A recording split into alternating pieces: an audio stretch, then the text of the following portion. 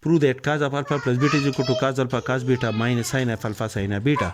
Since cos of alpha minus beta is equal to cos alpha cos beta plus sin of alpha sin of beta as discussed in our previous lecture. Now replace the angle beta by minus beta. We have cos of alpha minus beta is equal to cos alpha cos of minus beta. Replace beta by minus beta plus sin of alpha sin of minus beta. Replace beta by minus beta. As cos of minus theta is equal to cos theta and sin of minus theta is equal to minus 1 multiplied by sin of theta as discussed in our previous lecture. Therefore, cos of minus beta is equal to cos beta and sin of minus beta is equal to minus 1 multiplied by sin of beta.